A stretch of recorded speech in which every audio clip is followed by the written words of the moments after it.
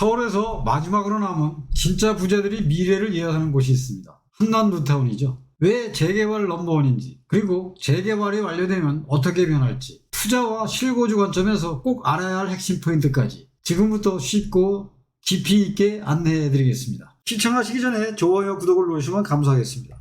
한남 뉴타운은 왜 핫한가? 먼저 한남 뉴타운이 왜 이렇게 주목받는지부터 살펴보겠습니다. 한남 뉴타운은 용산 한가운데 강남, 강북, 강동, 강서 어디든 접근성이 뛰어난 입지에 있습니다. 주변을 보면 이태원, 반포, 압구정, 나인원 한남 등 대한민국을 대표하는 초고가 주거지들이 쫙 둘러싸고 있죠. 그런데 이런 한복판에 아직 개발이 덜 된 미개척 프리미엄 신도시가 남아있다는 게 바로 한남 뉴타운의 매력이라고 볼 수 있습니다. 그렇다면 한남 뉴타운의 현재 주거 환경은 어떨까요?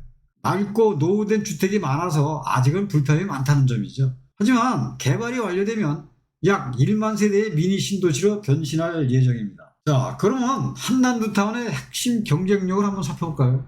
첫째, 입지의 완성입니다. 용산 중심, 강남과 도심, 한강과 남산을 모두 품은 명당 자리라고 볼 수가 있죠. 주변이 이미 초고가라 상대적으로 나만 싸다는 저평가가 프레미어 있습니다. 둘째, 프리미엄 이유죠. 현재는 실투자금 20억에서 30억이 필요하고 전세 수요는 거의 없어서 현금 부자만 진입이 가능합니다. 이런 진입 장벽이 오히려 한남 뉴타운의 프리미엄을 더 높여준다고 볼 수 있습니다. 셋째, 규제와 기회죠. 토지거래 허가구역임에도 불구하고 비아파트 위주라서 거래가 비교적 자유로운 편입니다. 무슨 얘기냐면 토지거래 허가가 지켜 있지만은 이 아파트만 토지거래 허가를 받아야 되기 때문에 그러면 단독주택이라든가 다가구 주택, 다세대 주택은 토지 허가를 받지 않기 때문에 그래서 비교적 자유롭다는 얘기죠. 그런데 1구역 등 일부는 토지거래 허가가 필요하니까 구역별 규제는 꼭 확인하셔야 됩니다. 셋째, 진짜 부자들이 선택이죠. 압구정이나 반포에서 자녀에게 집을 사주기 어려운 그 상위 0.1%가 대체지로 선택하는 곳이라고 볼 수 있습니다. 한남동에 사줬다는 말이 통할 정도로 명문가의 상징성이 강하다고 볼 수가 있습니다. 또 시장의 영향력도 무시 못합니다. 한남 뉴타운의 호재는 마포, 성동, 광진 등 인근 지역까지 파급되어서 서울 고급 주거지 시세의 기준점이 되고 있다고 볼 수 있겠습니다. 자, 구역별 개발 속도와 현황을 한번 살펴보겠습니다. 자, 1구역입니다. 1구역은 신석통합기에 후보지 선정이 되는데 약 930가구고 시공사는 아직 미정이 되어 있는데 여기가 위치가 상당히 좋은 곳이죠. 용산구청 뒤에 위치했고 또 이태원 역에 또 있어서 이 상권이 굉장히 활성화된 지역입니다.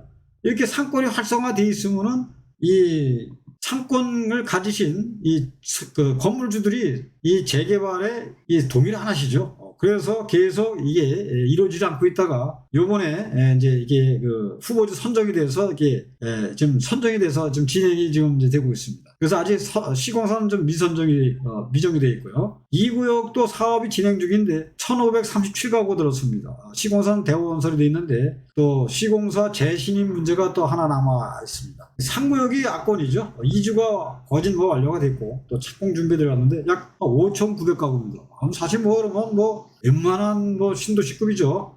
현대건설인데 현대건설이 이 3구역에 이 추주를 하고 나서 이 현대건설 주가가 이게 폭등한 적이 있지 않습니까? 그만큼 이런 이 현대건설이 이 3구역에 쏟아부은 그런 열정은 굉장히 크다고 볼 수 있겠습니다. 자, 가장 빠른 개발 진행인데 3구역이죠. 이주율이 99%. 대부분 주민들이 이주를 완료했고요. 또 관리처분 인가가 완료가 됐습니다. 그래서 주요 행정 절차가 마무리되었고요. 예정은 이제 2026년 착공 예정이 되어 있고 이제 2029년 입주 목표인데 이게 이제 DH 한남이라는 브랜드로 이제 고급화 전략으로 진행이 되고 있습니다. 좀 빠른 것 같지 않나요? 5,800세대가 3년 안에 한번 지켜봐야 될 문제인 것 같습니다. 자, 4구역과 5구역의 개발 현황입니다. 4구역이죠. 건축 심의가 통과됐고요. 삼성물산이 시공사 선정이 완료가 됐습니다.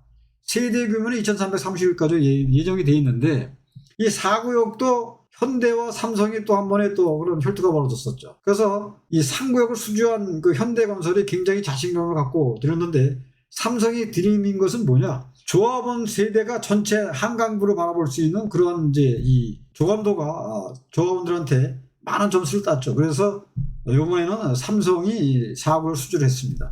5구역도 사업 시행인가 준비 중인데 시공사는 DLELC가 좀 유력하다고 볼 수 있겠습니다. 자, 개발 완료 후의 주거 환경이죠. 그러면 한남 뉴타운이 완전히 개발이 되면 어떠한 모습이 될까요? 먼저 최신 인프라와 스마트 기술, 친환경 설계가 적용된 서울 최고급 신축 아파트 단지가 들어설 겁니다. 한강과 남산, 용산공원 등 자연환경과 어우러진 도심 속 미니 신도시가 탄생하는 거죠. 생활 편의시설 또한 교통, 교육, 공공인프라가 대폭 개선되어서 입주민의 삶이 크게 높아집니다. 고급 상업시설, 문화공간, 커뮤니티 시설들도 함께 들어서서 서울의 새로운 라이프 스타일을 이끄는 중심지가 될 전망입니다.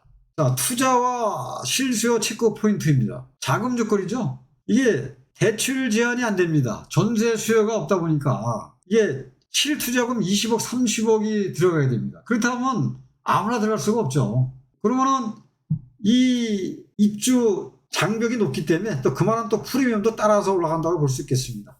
그 다음에 이제 법적 제한이죠. 이걸 잘 살펴보셔야 됩니다. 관리처분 인가위에 조합원 지위 양도가 금지되고 위반 시 현금 청산이 이용했습니다. 이게 관리처분 인가위에는 이 도시미 주거환경정비법과 투기과열지구 규정에 따른 것이죠.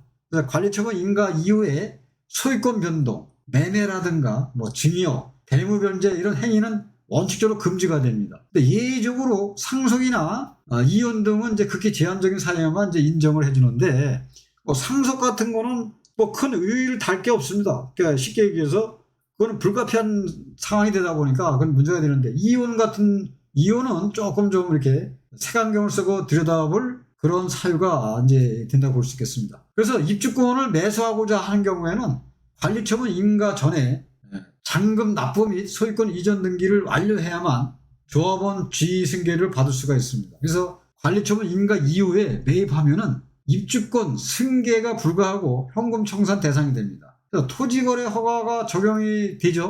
그래서 한남 상구역 같은 경우에는 관리처분 인가 이후에 입주권도 토지거래 허가 대상에 포함이 되어서 실거주 목적 등 엄격한 요건을 충족해야 하고 준공 후에는 2년 실거주 의무가 적용이 됩니다.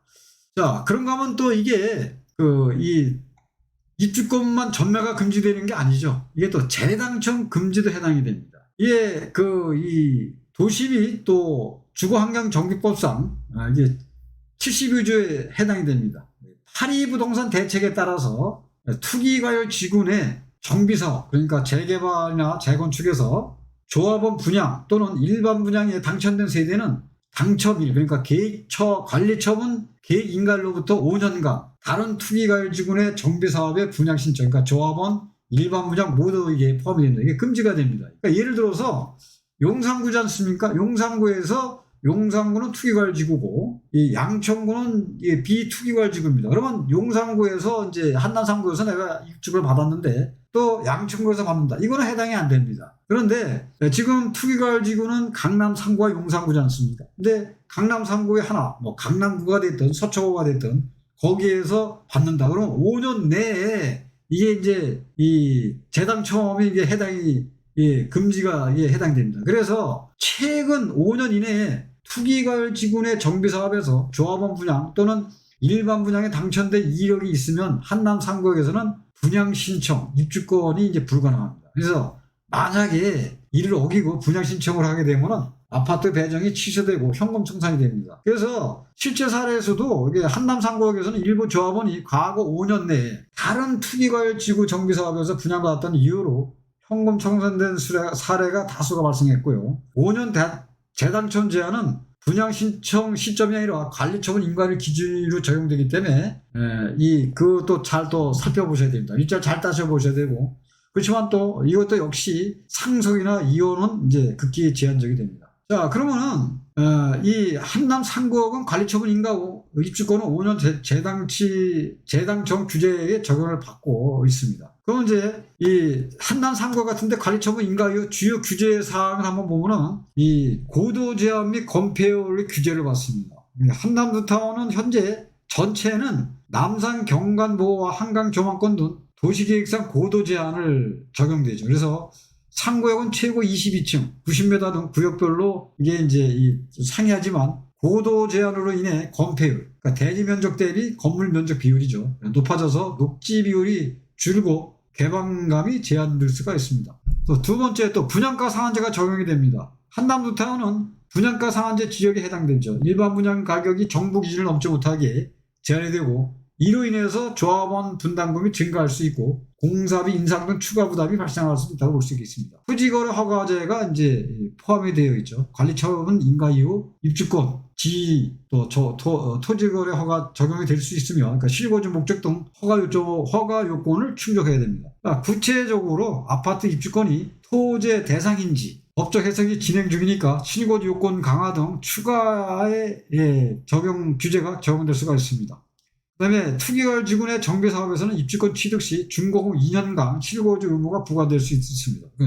실거주 하지 않으면 과태료 등 불이익이 발생할 수 있습니다. 그래서 현금 청산 위험도 있는데 관리처분 인가 후에는 조합원 지위가 원칙적으로 전매가 현금 금지되고 위반 시 입주권은 승계받지 못하고 현금 청산될 수도 있습니다. 그래서 기타 유의사항도 있죠. 그래서 취득세, 보유세 세금 부담이 크니까 장기 보유 계획도 필요하고, 또 청약제한, 관리처분 인가 후 입주권을 보유한 세대는 청약이나 이런 데 또 추가 기한을 받을 수 있다고 볼 수가 있겠습니다. 자, 토지거래 허가 규제죠. 비아파트 구역, 그러니까 비교적 자유롭다, 이렇게 또 볼 수가 있다고 말씀드렸습니다. 입주권 아파트 까다로운 허가 요건을 적용하죠.